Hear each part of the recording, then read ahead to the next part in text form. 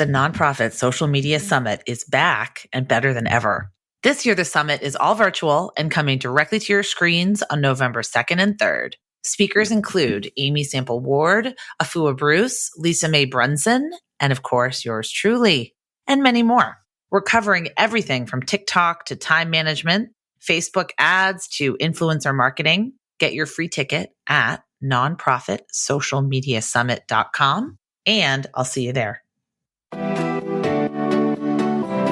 Hello, and welcome to Nonprofit Nation. I'm your host, Julia Campbell, and I'm going to sit down with nonprofit industry experts, fundraisers, marketers, and everyone in between to get real and discuss what it takes to build that movement that you've been dreaming of.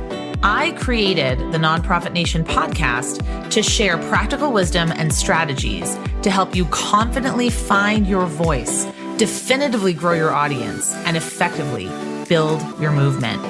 If you're a nonprofit newbie or an experienced professional who's looking to get more visibility, reach more people, and create even more impact, then you're in the right place. Let's get started.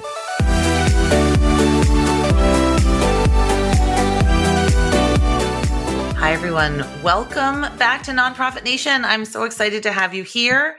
I am your host, Julia Campbell, and today we're going to be talking about one of my actual favorite topics, technology. We're going to be talking about equity. We're going to be talking about how to merge the two with community needs. And we're talking about a brand new book that I read that I think is fabulous. That's a lot of people have been talking about. The Tech That Comes Next, How Changemakers, Philanthropists, and Technologists Can Build an Equitable World. And I have two guests with me, the co-authors of this book. Afua Bruce is a leading public interest technologist who has spent her career working at the intersection of technology, policy, and society.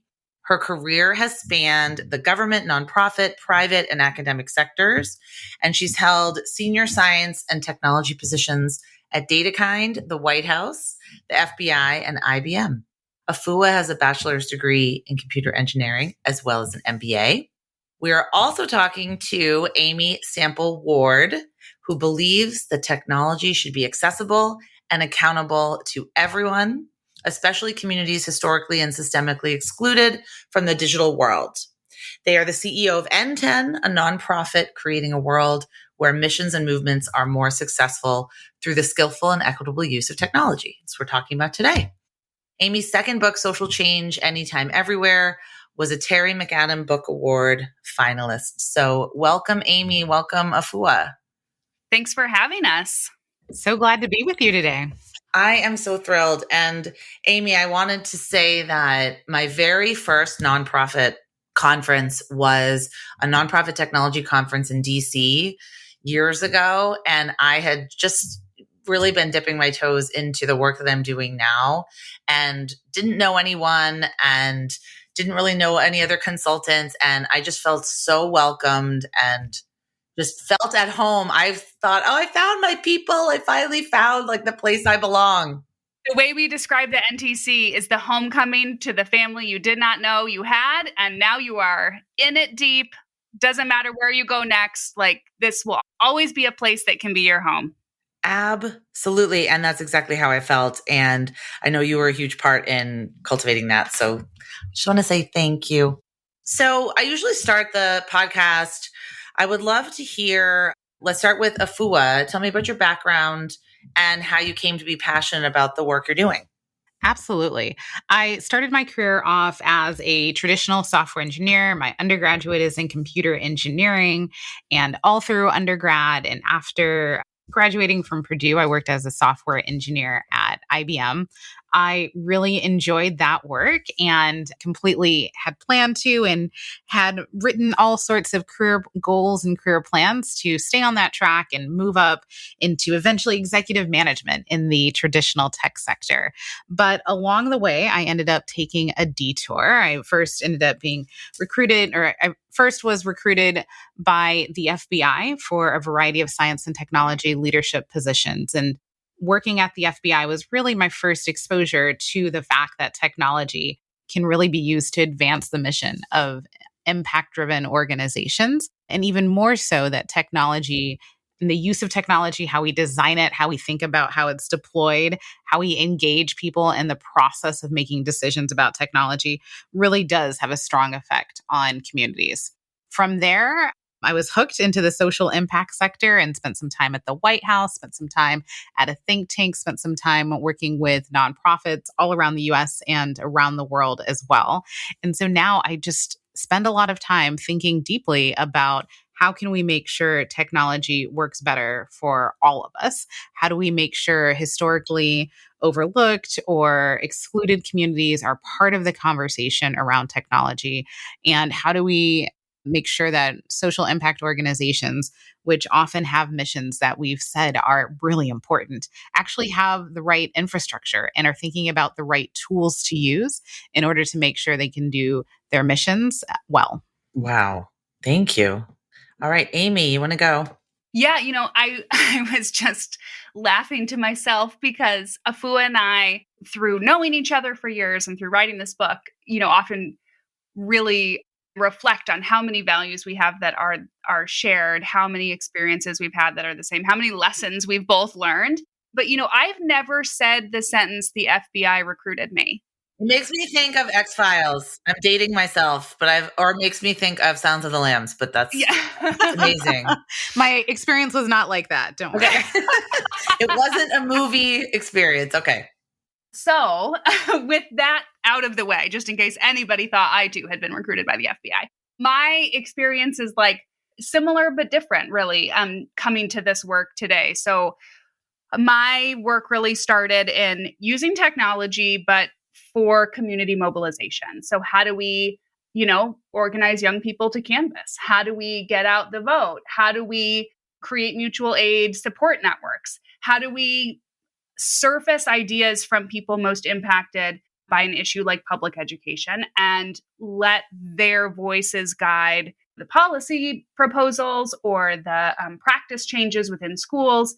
All of those things have been part of my work and my jobs. And I think that has really influenced me through my whole the through line of my whole career has been technology as a tool for community power, and that is certainly something we talk about in the book, certainly something we'll probably talk about today. But I think when I think about technology and what it can mean for helping us build that better world, that more equitable world, it has to be because the community has the power. The community has accountability, right?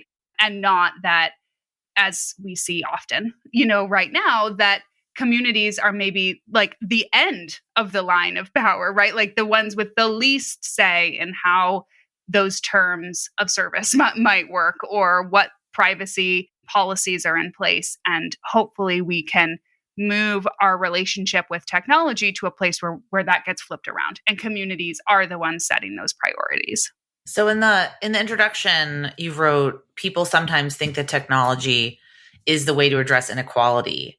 We don't think that, and that's not what we suggest in this book. So it sort of plants that flag and draws the line in the sand, which I really like. So Amy, I guess I will send this question over to you. What was the impetus for this book? What a great question. I think Afua and I have both had so many experiences where we're working at this intersection of people using and enjoying and building and everything else with technology and trying, having a goal for a better world. But so often folks are so focused on that technology to, something that we tried to really avoid in the book and don't go do some search in the digital copy and prove us wrong. But, we really tried to avoid ever referring to technology as a solution in this book because technology is not going to save us. Y'all, if it was going to, we'd be saved. This would be the saving.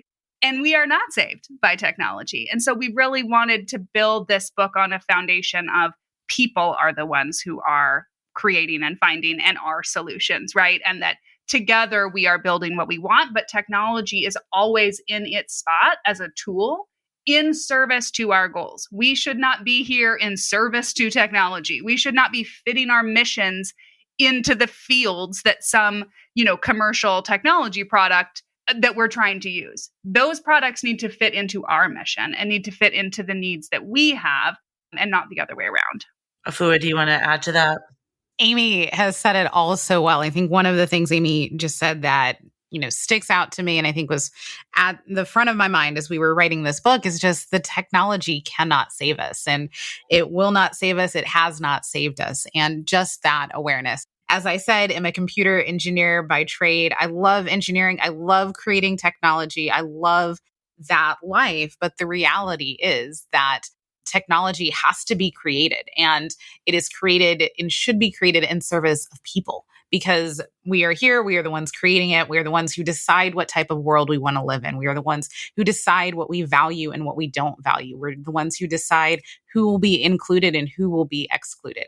And so when we can agree on the values that we want to see in the world, when we can start to agree and to imagine what it might be to have an equitable world that's really one built around systemic inclusion, when we can start to think about what it means to make sure that people have the resources and the supports they need to be able to dream big dreams and to live their best lives, then we can enter into that conversation with what are the right tools to get us there? How do we design the right tools? And in many cases, it might be well-designed technology. In some cases, it might not be a technical solution at all. And so I think just that awareness that technology can't save us just reinforces the fact that it's all of us, that we all have a role and we are the ones who can save ourselves with the appropriately designed tools. And you write in the book, since humans create technology, it can't be neutral, which is a really profound statement and absolutely true. And in my work teaching nonprofits how to use digital marketing tools and platforms specifically, I hear exactly what you're saying. There's such a focus on platforms first, tools first. Sort of, we have this problem, or maybe we don't even have a problem. It's like a solution looking for a problem sometimes. But it's also thinking that if we just get this CRM or a chatbot or an automated sequence or some other tool, that it's going to somehow solve all of our problems. But if we don't have that infrastructure in place, and also if we're not coming at it from the right mindset, it's not going to be effective. And it could actually be damaging and harmful, which you do talk about. If only we just had a chat box, our problems would be solved. Right. We just need a donate button and we'll be raising all this money. So let's go back to who this book is for. And Afua, I would love for you to address this. I love that the book is structured around 5 key groups, but who is this book written for? Absolutely.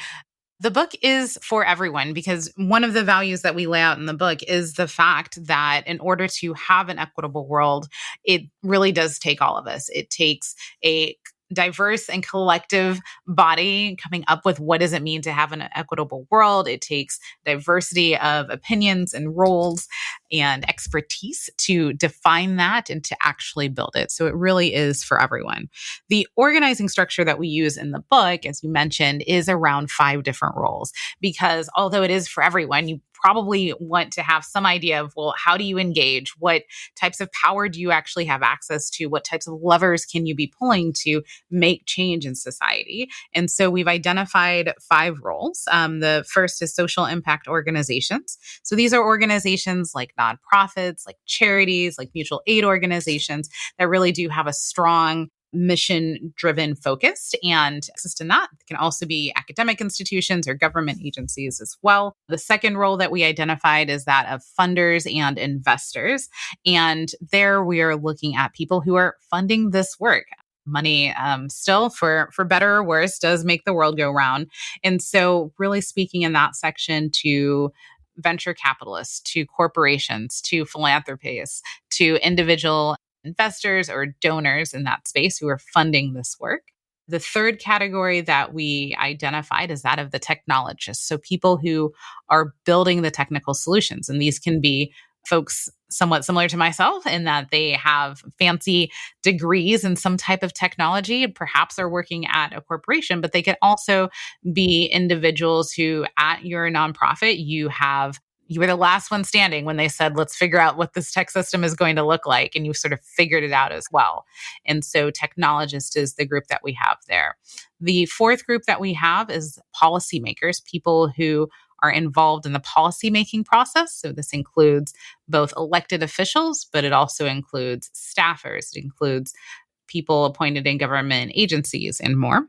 And the final and perhaps most important group that we identify is that of communities, and really recognizing, to Amy's earlier point, the fact that communities have to be driving this process, that we need to make sure that as we're thinking about an equitable world and we're building that, we are listening to communities, we are reacting to what communities want, and we're acting to what communities need. And so those are the 5 roles that we identify. I'll just also note that although they are 5 distinct roles and they each have their own chapter in the book, you can hold more than one role. Your job may require you to have different roles. If you're at a nonprofit, you could be in a social impact organization, but you also could then be subgranting to others. And then you're also a funder and investor. So I think it's also important to note that you might identify and gravitate towards one particular role, but you might also see yourself in multiple categories, and that's fine too. Exactly. For me, I sit on a couple of boards, and then on the school board as well. So I would say we all probably wear multiple hats and can see this work through multiple lenses, which I think is interesting. But I love that it's set up that way because it's just very easily digestible, and you can kind of skip around, or you can even refer chapters to specific people. Maybe some of our funders need to read this book as well. If your heart desires, please do. Yes. So I will ask this question. Amy, maybe you can start. So you write that this is not a how-to book, which I love because I think there's a lot of how-to books out there, but you do provide some concrete examples. And I know that my listeners, I know stakeholders really appreciate concrete examples. And I wonder if there's one example. I know that there's not one ring to rule them all. Like there's not one example to rule them all. I know it took a ton of time and effort to collect all of the examples, and it's like choosing between your children probably. But can you share an example of just one of these stakeholder groups implementing the principles you talk about? Sure. Yeah. I also want to just quickly share a reflection to what you were sharing before about, folks are like, oh, if only we had X, Y, and Z technology, right? Like we'd be good. And we took the approach in this book of naming from the very start that technology isn't neutral. And so often I hear this pushback in organizations, and this gets to the example too, that technology, if they do embrace the idea that technology is just a tool, well, tools are neutral, right? They're like, a hammer is neutral, a saw is neutral. Even those things are filled with bias. The number of left-handed people who die every year because tools were made for right-handed people. My dad was a laborer for 45 years. So you want to talk construction tools, we could change the podcast. I think there's this magical thinking when it comes to like, what's the metaphor we want to choose here? And we're going to leave out all the other realities and take the part of the metaphor that works. But even embracing that technology is a tool, just like other tools in our life, means we have to accept it.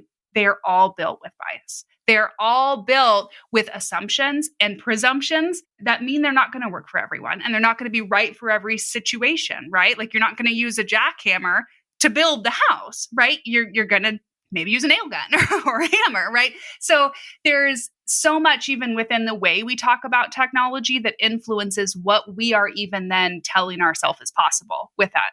And I think that's important for us to think about how we talk about it. Again, back to the point of like technology isn't the solution, so that we're not setting ourselves up inside our organizations to think technology is the answer, or that it could never have an impact that we didn't intend for it to have. Of course, it's going to have those unintended impacts, right? We really have to be clear about that. So one, I know Afua maybe can share another example too, so we get a couple in here, but one that I thought would be interesting to share is this example from an organization called Rescuing Leftover Cuisine, because they're a nonprofit. They built a technology the way that I think so many nonprofits build technology, where they don't realize they're building technology, right? They're just getting some tools in place for them to do their work, right? They had a bunch of different disparate systems that they had kind of talking to each other, mostly not talking to each other. Like humans were the integration between those tools. And they realized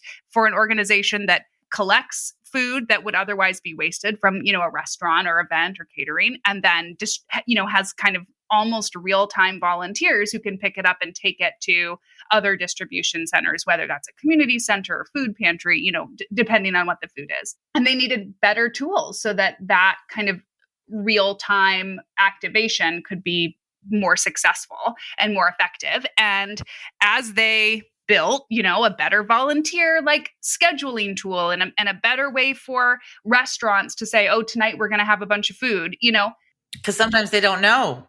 You're right. They can't plan it a week ahead of time. Right. Totally. And so in the process of building tools that they just needed to have, they actually were technology creators, right? And I think there's so many nonprofits who think like, oh, we couldn't create technology. We're not technologists, right?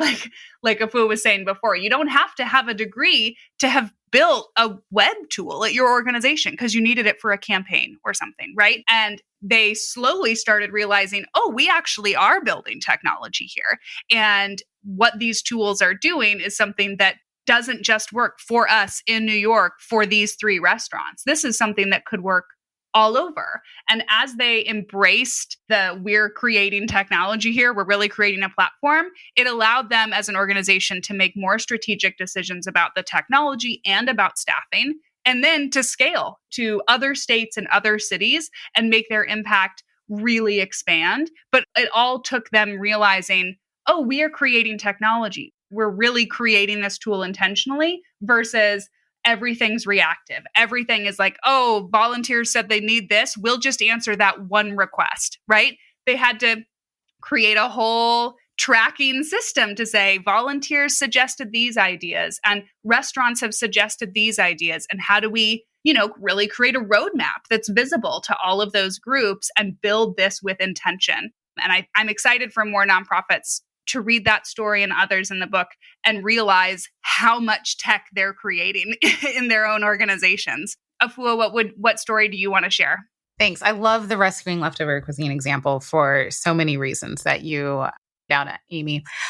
Another example in the book that I really enjoy is the story of John Jay College, which is an institution in New York, and it has a diversity of students. It's large, and when John Jay College started the process that we talk about in the book, they noticed that they had a lot of tools and support systems built in to make sure that people finish their freshman year and could start their sophomore year, that critical first year. But they didn't have a lot of tools to make sure that people necessarily finished graduating.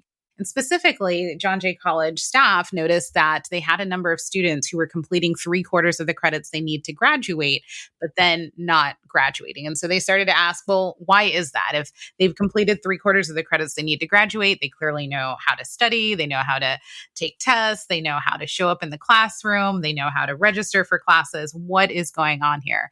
And so they partnered with DataKind, which is a nonprofit that does data science and AI in service of humanity. So provides these data science and AI services to nonprofits and government agencies all around the world. And they started to have a conversation. What is going on here? Can you help us? John Jay College, being an academic institution, had 20 years of data on students that they'd been collecting and holding. And so the data scientists were able to take that information, run a number of models. I think they tested something like 24 models, and ultimately create a tool that could identify and predict which students were at risk of dropping out after completing the 3/4 of credits needed to graduate. The tool then recommended some possible interventions, and the John Jay College staff then could make the decision as to which intervention would actually be used and to actually implement that.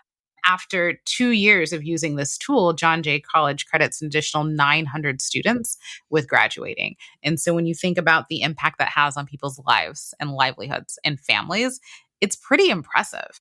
And I love this example for a number of reasons. One is, in talking with the John Jay College staff, it's clear how they too went through this evolution. I think oftentimes people think, if I'm not a technologist, I can't talk to the technology people. I can't tell them what my problems are. I don't know how to communicate to them. But John Jay College recognized that doing the work, they were the subject matter experts, and they could articulate what they wanted to see happen, even if they didn't know the technical terms needed.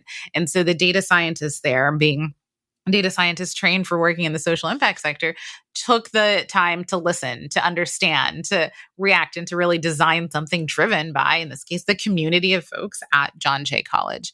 I think another example, another point that's really important is that even though the data science was done, and data science is one of the flashy terms of the day, this process worked ultimately because of the strong input from John Jay College, but also because John Jay College staff had the ultimate control and authority. And so really recognizing, again, the importance of making sure that technology is in service of people. It is a tool.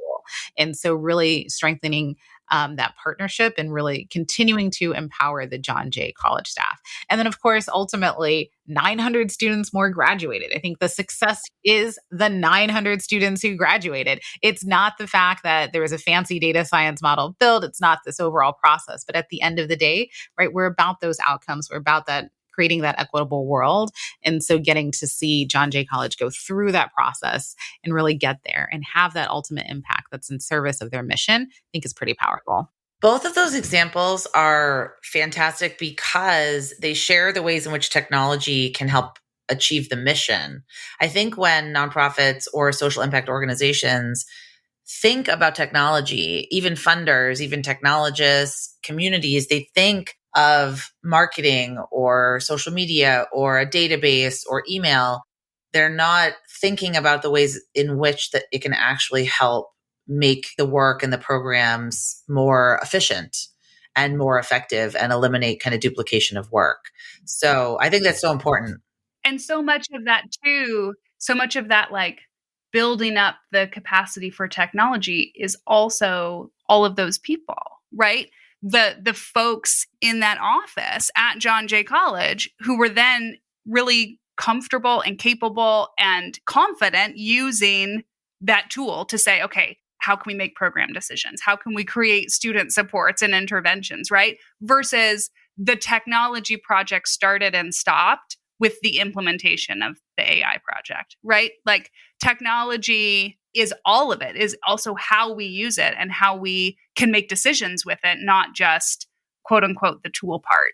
Well, I'd love to continue with that because I want to touch on two things that are huge points, takeaways from the book. One is creating a culture that embraces technology, and the other is the active participation of the clients that the social impact organizations hope to serve. And the majority, I think, of my listeners are social impact organizations.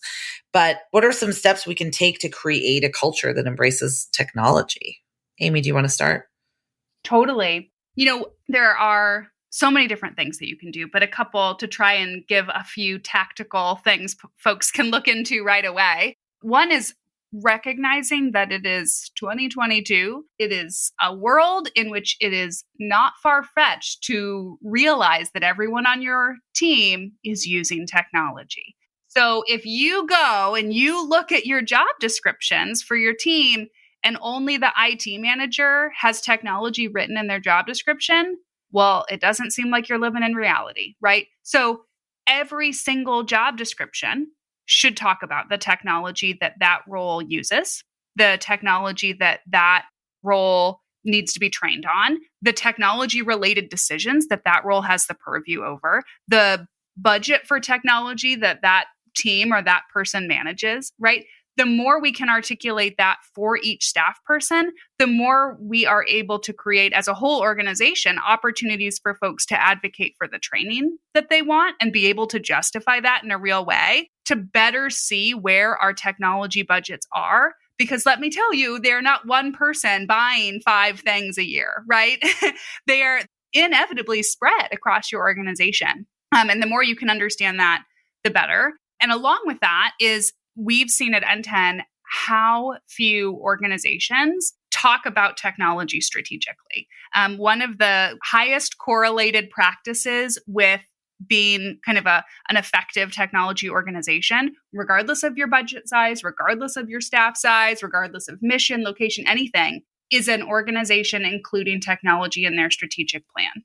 If at the highest level of the way you talk about your vision and where your organization is going and the strategic work you're doing, if you can, in that same document, talk about the technology investments that are necessary to get there, oh my gosh, I mean, you've really set yourself up to be able to articulate to every staff person, why those technology investments were good for them or what part in those projects they're going to play. You are setting yourself up to talk to funders strategically about technology investment, right? You have rooted it in the most important document your organization likely has, but so few organizations do this, I think, because again, they're not thinking that technology is connected to the mission.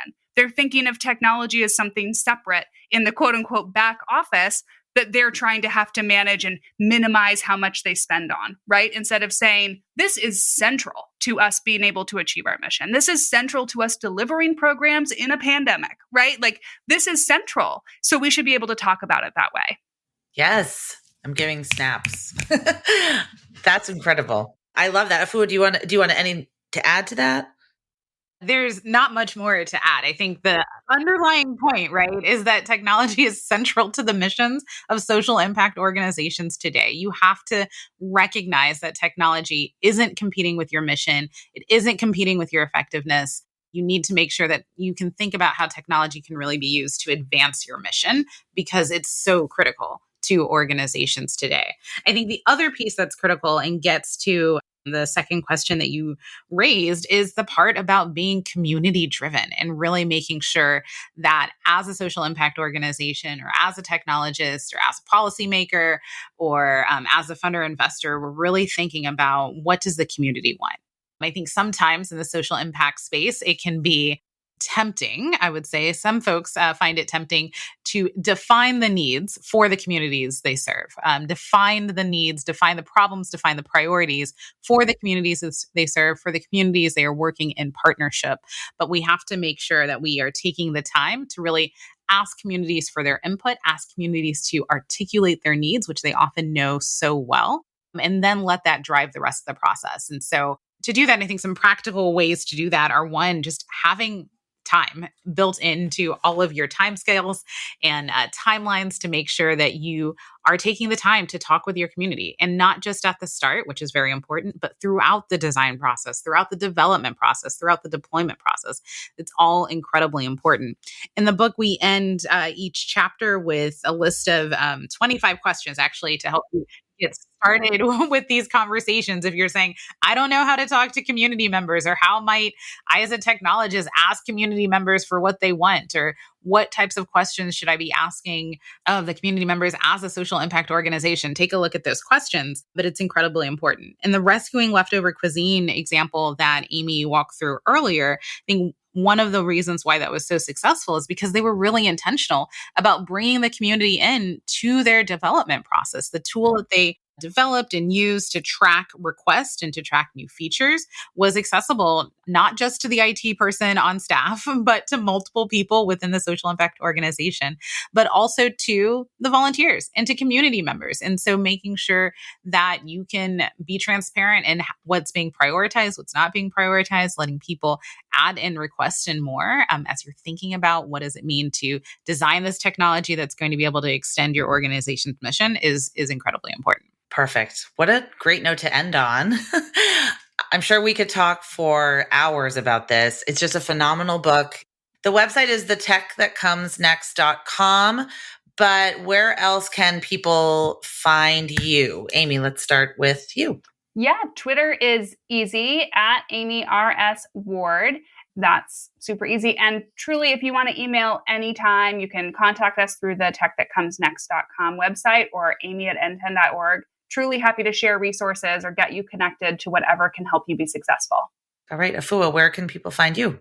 Absolutely. Twitter is the best space for me as well. I'm at Afua_Bruce on Twitter. As Amy said, please reach out to us through our website. If you'd like to contact me directly via email, it's hello@afuabruce.com.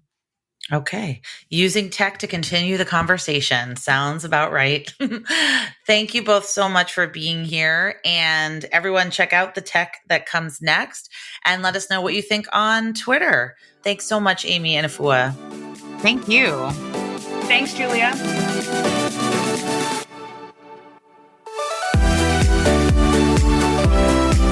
Well, hey there. I wanted to say thank you for tuning into my show and for listening all the way to the end. If you really enjoyed today's conversation, make sure to subscribe to the show in your favorite podcast app, and you'll get new episodes downloaded as soon as they come out. I would love if you left me a rating or a review, because this tells other people that my podcast is worth listening to. And then me and my guests can reach even more earbuds and create even more impact. So that's pretty much it. I'll be back soon with a brand new episode. But until then, you can find me on Instagram at JuliaCampbell77. Keep changing the world, you nonprofit unicorn.